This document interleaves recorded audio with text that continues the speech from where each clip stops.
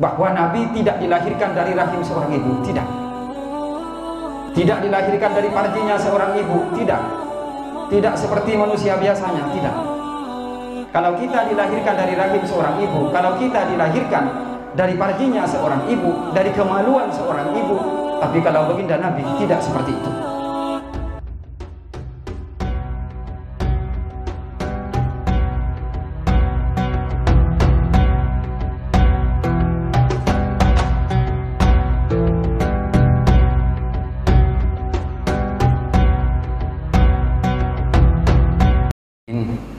Wal-aqibatu lil muttaqin wa la 'udwana illa 'alal zalimin. Allahumma shalli wa sallim wa barik wa majid wa 'azzim wa karrim wa sharif ala sayyidina wa lana Muhammadin wa ala alihi wa ashabihi wa atba'ihi wa muhibbihi wa alaina ajma'in wa ba'du. Sekarang kita berada di bulan Maulid, yaitu bulan Maulid Nabi, bulan Rabiul Awal. Tentunya Maulid Nabi bulan Maulid atau bulan Rabiul Awal ini ada kaitan langsung dengan baginda Nabi besar Muhammad SAW, yaitu berkaitan dengan lahirnya baginda Nabi. Nabi itu dilahirkan tidak seperti manusia biasa, tidak seperti manusia umumnya. Kalau kita manusia biasa dilahirkan dari ibu kita, tentunya dilahirkan dari farjinya seorang ibu, pasti itu.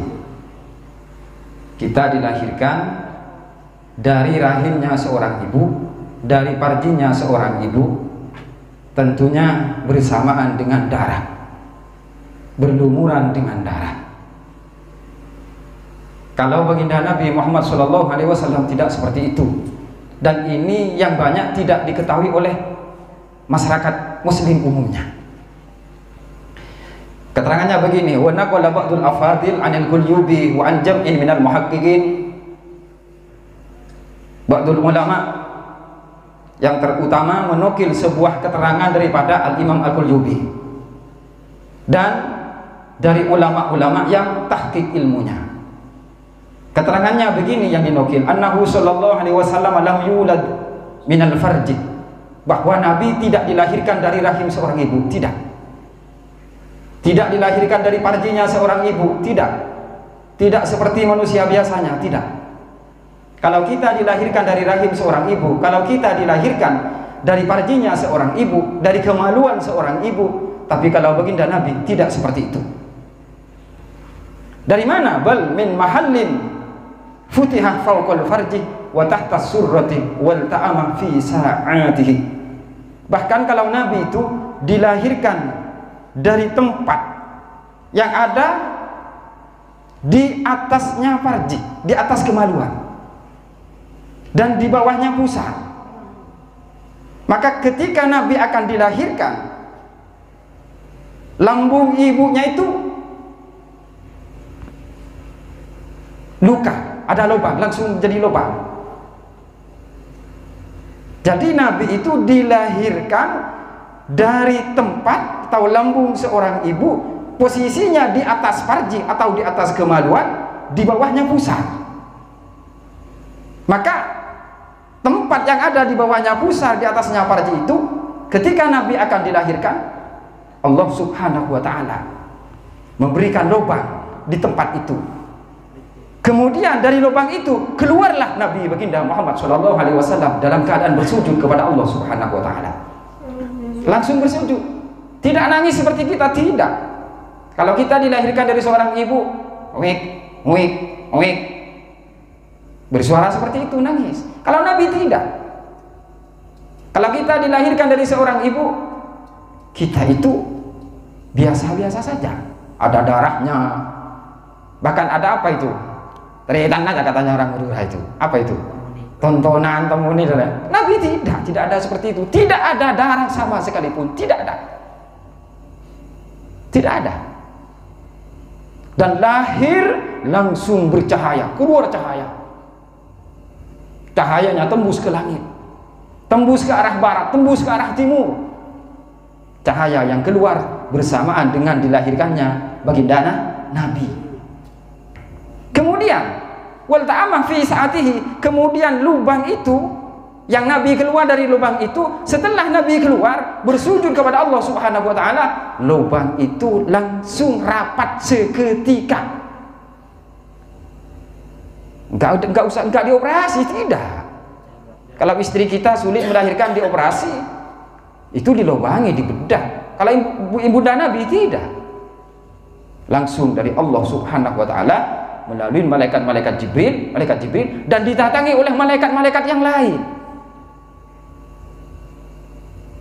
Ketika Nabi lahir, sebelum Nabi itu lahir, malaikat Jibril sudah datang dan malaikat-malaikat yang lain datang, keluar dari lubang di bawah pusar ibunya, di atas kemaluan ibunya. Nabi langsung sujud, tidak ada yang melihat. Kenapa seperti itu? Karena dinaungi, ditutupi oleh sayapnya malaikat Jibril. Gak ada yang melihat kepada Nabi itu, gak ada. Langsung Nabi lahir ditutupi oleh sayapnya malaikat Jibril. Banyak malaikat-malaikat yang lain itu turun juga. Bersamaan dengan lahirnya Nabi, keluarlah cahaya yang sampai tembus ke langit, bahkan ke arah barat, arah timur, utara, selatan pun tembus dari cahayanya Nabi Muhammad SAW. Jadi Nabi itu tidak dilahirkan dari kemaluan ibu, tidak. Dan ini kebanyakan tidak diketahui oleh orang Islam. Banyak yang tidak tahu tentang hal ini, sehingga menganggapnya Nabi itu dilahirkan seperti kita, karena mereka tidak paham tentang ini. Banyak yang tidak tahu. Jadi Nabi dilahirkan di bawah pusar ibunya, di atas kemaluan ibunya, itu dibuatkan lubang oleh Allah Subhanahu wa taala. Nabi langsung keluar bersujud kepada Allah Subhanahu wa taala. Dan Nabi ditutupi oleh sayapnya malaikat Jibril, bahkan malaikat-malaikat yang lain pun datang, sehingga tidak ada orang pun, siapapun yang dapat melihat aurat Nabi. Setan pun tidak ada yang bisa melihat. Iblis pun tidak ada bisa yang melihat auratnya Nabi. Bahkan jin pun, siapapun tidak ada yang bisa melihat aurat Nabi ketika Nabi dilahirkan, karena ditutupi oleh sayapnya malaikat Jibril. Bahkan katanya Syekh An-Nawawi Al-Bantani di dalam kitab Targhibul Mushtaqin dan di dalam kitab Madarijus Su'ud dijelaskan bahwa ketika Nabi akan dilahirkan, tidak ada setan satupun, tidak ada jin satupun di dunia ini, di permukaan bumi ini, kecuali diusir oleh Allah Subhanahu wa taala ke dasar laut. Diusir oleh Allah Subhanahu wa taala, diusir oleh malaikat-malaikat, ditenggelamkan ke dasar laut. Jadi pada waktu kelahiran Nabi, kata Syekh An-Nawawi Al-Bantani, tidak ada jin, itu tidak ada. Di permukaan bumi ini gak ada. Setan-setan pun gak ada, semuanya ditenggelamkan ke permukaan laut. Kenapa? Karena Nabiullah Muhammad SAW akan dilahirkan. Jadi ini Nabi kesimpulannya tidak dilahirkan dari kemaluan seorang ibu. Wa nuqila anil qudi Iyad anna mithlahu sallallahu alaihi wasallam fi zalika jami'ul anbiya'i wal mursalin. Keterangan yang dinukil oleh ulama dari seorang al-allamah al-imam al-qadi Iyad, dijelaskan begitu juga para nabi dan para utusan sama seperti Nabi ketika dilahirkan tidak dilahirkan dari kemaluan seorang ibu. Walakin qala at-Tilmisani wa kullun minal anbiya'i ghairu nabiyyina Muhammadin sallallahu alaihi wasallam mauluduna min fawqil farji wa tahta surrati. Kata at-Tilmisani, al-allamah, seorang yang alim hebat, menyatakan bahwa semua para nabi, semua para utusan dilahirkan dari seorang ibunya, posisinya di atas kemaluan ibunya, di bawah pusar ibunya. Itu semua para nabi. Wa amma, selain para nabi, Semua para nabi seperti itu. Semua para nabi, semua para utusan dilahirkan dari ibunya, dari posisi tempat di bawah pusar, di atas kemaluan ibunya. Itu semua para nabi, semua para rasul, kecuali baginda Nabi besar Muhammad sallallahu alaihi wasallam. Kalau nabi tidak seperti itu. Baik, bagaimana kalau Nabiullah Muhammad sallallahu alaihi wasallam? Wa amma nabiyuna Muhammadun sallallahu alaihi wasallam famauludun minal khosirati al yusra tahta dhulu'i thumma ta'am li waqtihi. Kalau nabi itu ya, kalau Nabiullah Muhammad dilahirkan, katanya At-Tilmisani seperti ini. Beda dengan yang dari Al-Qulyubi. Katanya At-Tilmisani, nabi dilahirkan dari lambung ibunya sebelah kiri. Jadi lahir di lambung sebelah kiri. Ketika akan dilahir, dikasih lubang oleh Allah Subhanahu wa taala, lalu keluar nabi bersujud. Kemudian lambung itu setelah nabi lahir, setelah nabi keluar, rapat seketika itu.